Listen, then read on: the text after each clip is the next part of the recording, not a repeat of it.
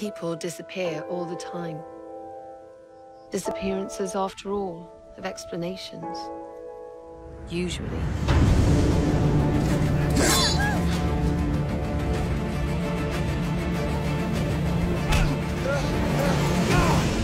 Well, I seem to have fallen through time. Outlander is a historical adventure that features a beautiful romance and is this very exciting journey through the Scottish Highlands.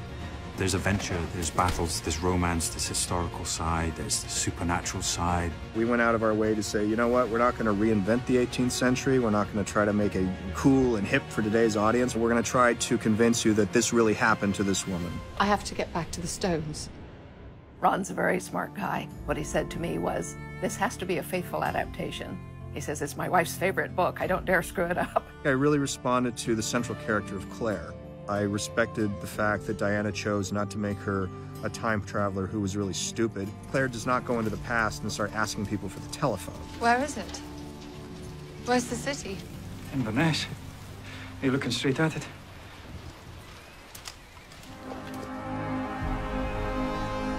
Outlander is the story of Claire Randall, who is a Royal Army nurse during World War II. She's in the Scottish Highlands with her husband Frank on sort of a second honeymoon. I think we both felt a holiday would be a convenient masquerade for the real business of getting to know the people we'd become. In the course of the story, she comes upon a circle of standing stones at a place called Crodnadun, and she touches one of the stones and finds herself suddenly transported to the year 1743 in the Scottish Highlands. With that one moment, suddenly anything feels possible within the parameters of the story. When confronted with the impossible, the rational mind will grope for the logical. The first person that she encounters turns out to be the great-great-great-great-grandfather of her husband Frank, a man called Black Jack Randall, who looks exactly like Frank. Black Jack is the baddie. But it's not that clear. If Frank is his descendant, then surely there must be some goodness there. Frank? You're not Frank. She's constantly looking for the Frank within Black Jack, but I don't know whether it exists. She's then rescued by a band of Highlanders, and in the course of things, she meets this young man, Jamie. He's a very honorable man. He's very headstrong. He sort of is always compelled to do what he thinks is the right thing. We should go. I shall pick you up and throw you over my shoulder. Do you want me to do that? He has a price on his head, and he's been living for a time with his relatives, the Mackenzies, in Castle Leigh. She gets thrust into this world where they speak a foreign language. It's an alien world to her, and to the viewer it will be as well. The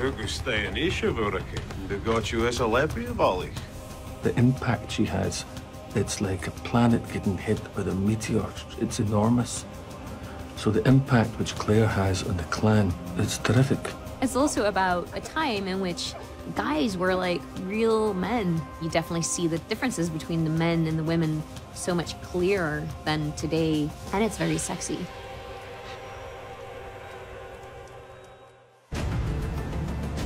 We're going to a very tumultuous time in history. We respect the history of Scotland and the history of the British Redcoats, and we try to present them in an authentic light. King George II is on the throne, and there's a lot of fighting around the edges about the restoration of the Stuarts, and the Jacobites are trying to restore the Stuarts to the crown of England. There's a sense of foreboding when you find out about what's going to happen to these clans people, to this way of life. What will happen is the British will essentially massacre the Highlands at a battle called Culloden. The use of Gaelic was forbidden, the wearing of kilts, the bagpipes, the clan whole culture was basically eradicated. So essentially, Claire is entering a world that is doomed. The heart of the show, obviously, is between Claire, Frank, and Jamie. The relationship between Claire and Frank at the beginning of the show is a good one, and then suddenly she's pulled away. She's with Jamie, which at first he's just a friend, but nonetheless there is a spark between the two of them. In this world that's quite brutal, he has such an emotional openness and an emotional intelligence, and that's something that really sets him apart from everybody else. So she sort of went with how she felt and then developed this beautiful love story. I should go. Wait. Casting Claire was difficult. We considered a lot of people, and we never quite saw exactly who we were looking for until we saw the tape that Katrina submitted, and suddenly there was Claire. Ta-da! We cast her probably 3 weeks before we went into production. It was down to the wire, and we were very nervous. Because the entire show is shown from her point of view, she's the hardest working of all of us. She still has a great sense of humor on set. Those roles don't come along very often, so it was just, yeah, it was really exciting. I think her resilience of spirit was something that really attracted me. I'm not going with you. Yes, you are. What? Are you going to cut my throat if I don't? The character of Jamie in the books is certainly the ones that the fans talk about the most. In the writer's room, we call him the king of men because he's so perfect in so many ways. And figured we would never find this guy. Suddenly, you saw Sam Heughan's tape, and there was the guy. Sam's just this really solid, gentle person, and it was just very easy from the beginning. He's too good looking. He's far too good looking for this time. It's devastating. He's got all his appendages. You're feeling good about yourself until you turn up. Exactly. He's always very aware that Claire had this love and he doesn't want to compete with him. Frank and his ancestor Blackjack are united through time and bloodline in that they are from the same family. Here's this man who reminds her so much of her husband, and I think that she constantly is looking for that part of Frank within him. Your husband, what's his name? We all knew Tobias's work. We had him read scenes for both Jack and Frank, and there was a shading and there was a difference between the two, and they were subtle things. In a way, I think the challenge of the casting of it is to go to the audience, it's the same actor, and then let them find the difference. There's an aspect, you know, of Jack's fascination with Jamie that verges into the sexual and into the sadomasochistic. Part of it has to do with his fascination with Jamie's ability to endure pain. His darkest secret is that the act of inflicting pain is something that is curious and interesting to him. There's a lot of inner conflict that will play itself out over the course of the season. He wanted to send a message. This is what you get when you fight back against the English. Our show is a love letter to Scotland. We wanted to shoot here because we wanted to sort of capture some of the essence of this country. Every location sort of blows your mind in some way because it's so beautiful. I have a great love of Scotland, and it's just a joy to be able to bring this to the world. Scotland is a very big character within the story, and the sort of the ancientness of this part of the world, the sort of mysticism that has sort of built up around it. Apparently, there's a circle of standing stones on a hill just outside the village, and there's a local group who still observe rituals there. There is an element of magic or fantasy in the show. We don't want to make the show about that, but there is this piece that propels the entire story. You go from what clearly is a sort of period story, then suddenly all the possibilities of the narrative are completely opened up by this one event. It's an ancient country, and it has a lot of superstitions and history. And I think you get a sense of that when you're working here or when you come to visit. There's a tremendous amount of research that goes into the physical production of the show. Structures, buildings, furniture, props, all of those details are as authentic as we can make them as well. We farm out a lot of work to people, local artisans that make everything from baskets to the weapons on the show to people who weave cloth according to old traditions. I'm really pleased that people who went to Glasgow School of Art and places like that have had a chance to use these skills. We've employed so far over 600 different people. We see it as being something both an investment for Outlander going forward, but also to the Scottish industry and to the local community as a whole. You walk onto the Great Hall set and you just feel like you've been transported to another time. And every time we go on location, Gary and his team just transform these places. On Outlander, we're trying to recreate the feel of the book, but also make it period correct and show how people lived back then through the use of locations or sets that we build. My favourite set is the kitchen at Castle Leoch. I think it was beautiful.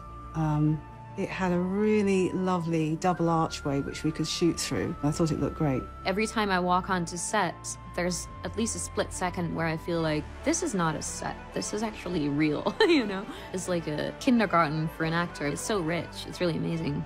Even down to the tiny details of Gary and his team took molds of the actual Dune Castle, which we used the exterior for Castle Leoch, and used those molds to create the stones inside our actual sets. It's small details like that that I think make you feel like you're actually there. One of the favorite locations so far was where we shot the stone circle. What's fascinating about that location, there's been human habitation there, we know, for over 2,000 years. So this is a place with a historical resonance that just felt right for our stones. It was incredible because we were filming this part at the stones, and every time I turned my head when I heard this kind of buzzing, the wind would whip up, and it was just so kind of eerie.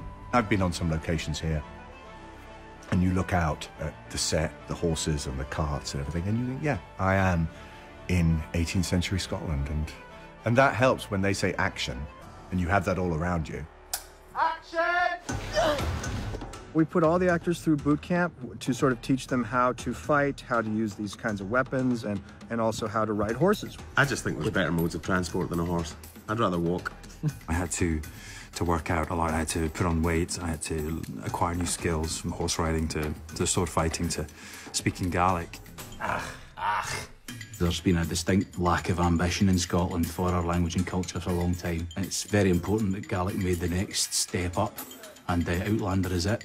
I was very proud to be able to find in myself the language of my forefathers and practice it.